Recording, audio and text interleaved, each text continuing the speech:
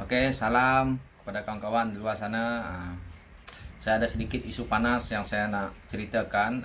Ini luahan hati saya sendiri ya, bukan dari mana pihak atau sumber ataupun ada yang cucuk-cucuk saya suruh buat yang tidak. Oke, ini sebab apa yang saya nak katakan ini adalah uh, karena saya hidupnya di zaman pemerintahan mereka ini, yaitu tiga tokoh nih, dan yang sekarang termasuk yang baru nih, saya hidup di zaman ini pemerintahan mereka ini. Oke, daripada Tun Abdullah Ahmad Badawi dan Datuk Seri Najib. Yang terbaru nih kita tengok Tan Sri Muhyiddin Yassin. Oke, so apa yang saya nak katakan ini, apa yang Sabah Sarawak itu dapat daripada pemerintahan yang sebelum yang tiga orang ini, apa yang Sabah Sarawak dapat. Itu yang selalu saya nak masukkan. Selama ni saya nak ceritakan daripada mana saya pun tak tahu. Tapi sebelumnya saya mohon ke kawan-kawan semua, tolong like dan subscribe channel ini, semoga berkembang dan saya boleh share lagi apa yang saya rasa perlu diperbaiki oleh kerajaan kita. Biar benda ni mungkin kita berharap supaya sampai ke pengetahuan yang atas, biar mereka tahu apa yang orang Sabah Sarawak itu alami.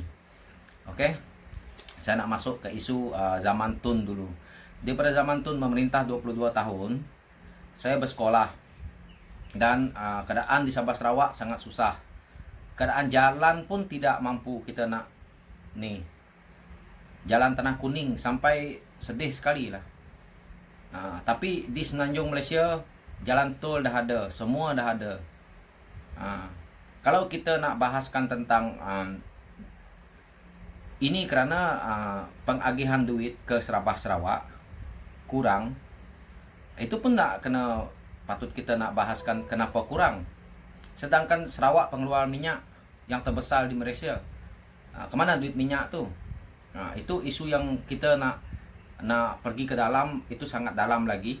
Tapi saya cuma ringkaskan. Sarawak, Sabah itu punya sumber, tapi kemiskinan tu susah ya saya nak katakan. Ini di zaman pemerintahan Tun. Orang Sabah Sarawak terpaksa pergi ke Semenanjung Malaysia untuk bekerja. Kerja di mana? Di kerja kilang, kerja di 3D punya kerja. Semua orang Sabah Sarawak terpaksa pergi ke kerja itu di Semenanjung untuk kerja itu dulu. Termasuk saya sendiri. Dan ramai yang juga masuk ke Singapura terpaksa. Bukan kita nak keluar daripada negeri kita sendiri, tetapi itu yang orang Sabah Sarawak alami, masalah-masalah ini. Saya tidak tahu kalau saya kata ni salah. Itu adalah di zaman pemerintahan Tun bermulanya. Karena saya tak nak cerita, saya cuma cerita kepada yang pemimpin kita yang masih hidup ni. Yang dah tak ada tu biarkan. Yang saya nak cerita daripada zaman Tun, apa yang baik untuk Sabah Sarawak? Tak ada. Nak pijak Sabah Sarawak pun Perdana Menteri waktu itu susah nak pijak. Itu. Saya kalau bercakap hal ni agak emosi, tetapi bukan emosinya pasal apa, karena itu kita nak turun ke pekan, padahal yang ada hari ni seperti pekan saya cuma 30 minit. Tapi waktu dulu makan masa hampir 2 jam. Siap tolak-tolak lagi. Tu van yang kita nak pakai untuk nak ni, dengan tanah licak. Kita sekolah daripada darjah 1 sampai darjah 6 pun kasut pun tak ada, padahal orang di Semenanjung sudah dengan kehidupan yang dah sangat baik. Kenapa negeri kami ditinggalkan? Jadi apa gunanya Malaysia ni? Itu bab yang di situ. Itu patun. Jadi kenapa kalau di politik saya tidak memihakkan kepada sesiapa, tapi ini saya nak cerita apa kebaikannya juga dia. Sama kita lihat 22 tahun dia memerintah, tidak juga memberi kebaikan kepada Malaysia. Okey, kita pergi pula ke Tun Abdullah Ahmad Badawi. Saya rasa lagi senyap. Langsung tidak ada yang boleh membangunkan Sabah dan Sarawak waktu itu. Dua penggal berturut-turut pegang, uh, kita ambil lah semua sekali total, dia pegang, ambil tidak payah banyak. Ambil saja dia pegang 8 tahun. Tidak ada apa. Tidak ada yang kita nampak yang membanggakan. Ini jujur saya kata. Kalau kita nak salahkan menteri-menteri Sarawak sendiri, waktu ini adalah di pemerintahan Barisan Nasional. Barisan Nasional, Sabah Sarawak tu semua dipegang oleh Barisan Nasional. Kenapa dianaktirikan orang Sabah dan Sarawak? Ini bukan saya nak cerita isu perkauman, bukan nak isukan negeri. Ini hakikat, satu Malaysia pun tahu. Itu PAT. Kita pergi lagi PAT nih, Datuk Seri Najib. Datuk Seri Najib ada baik sedikit. Dia selalu ke Sabah Sarawak, turun. Lebih baik. Tapi masalah dia, kita tahu dengan masalah, itu betul tak betul, karena itu isu mahkamah, saya tak mau cerita.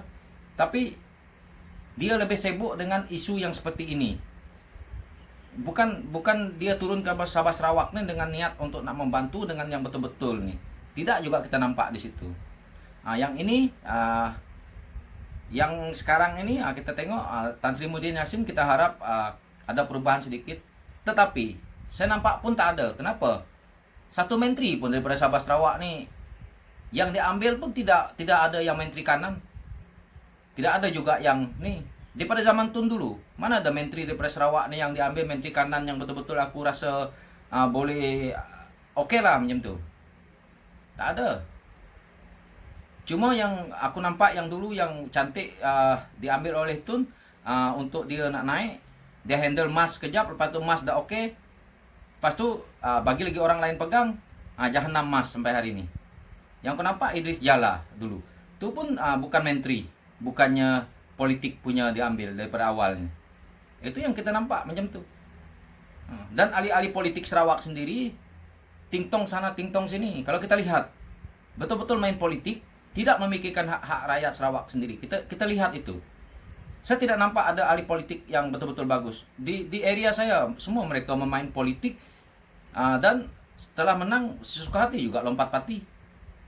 Buat gabungan ini, buat gabungan itu. Jadi itu yang berlaku. Saya nampak Sabah Sarawak macam tu. Nak bodohkan rakyat, tetapi boleh buat begitu, tetapi pembangunan kita tu dimajukan lah. Di kawasan kita macam mana. Nanti menteri yang bagus dibuang. Kalau dulu selalu macam tu saya tengok. Jadi benda ni berlarutan. Saya pun tidak tahu bila benda ni, isu ni akan selesai. Saya harap yang terbaru macam ni, saya harap benda ni diselesaikan. Masalah pekerjaan orang Sarawak juga susah. Betul-betul susah. Bukan saya cerita yang pergi ke Semenanjung ni tadi. Saya cerita yang duduk di Sabah Sarawak, kerja susah. Ini saya tak salahkan pusat sangat, tapi saya salahkan karena mereka bergabung dengan pusat. Karena dia daripada, kalau dulu BN, sepatutnya mereka mencari pelabur untuk melabur di Sarawak supaya peluang pekerjaan tu ada dan peluang-peluang untuk anak muda itu memajukan diri ada. Sekarang ni kita lihat masih seperti macam tu. Bila nak maju, saya harap benda ni tidak sampai separah macam ni lah. Sebab namanya Malaysia, tapi orang Sabah Sarawak macam terpinggir. Seperti macam ada kelas lah. Kalau orang Sabah dan Sarawak ni kelasnya pun macam ni. Kalau orang Sabah Sarawak tidak boleh pegang jabatan yang tinggi dalam government, clearkan supaya orang Sabah Sarawak tu tahu. Jangan bertolak dalih nak buat parti macam ni. Sebab tu saya tidak kata menyokong mana-mana parti. Okey? Tetapi kalau parti yang seperti bukan pro, baik kita sokong yang tu.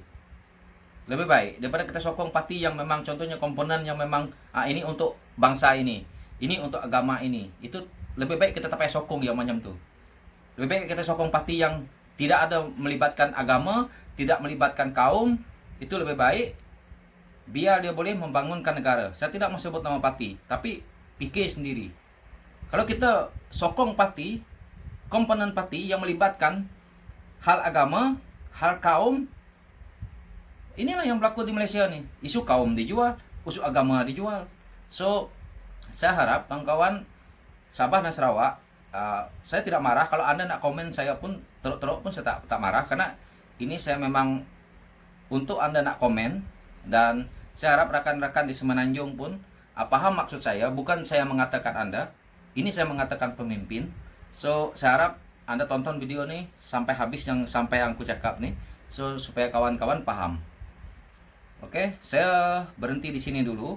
So saya harap anak-anak Sabah Sarawak, kita harus melihat apa yang aku cakap tadi, supaya kita paham.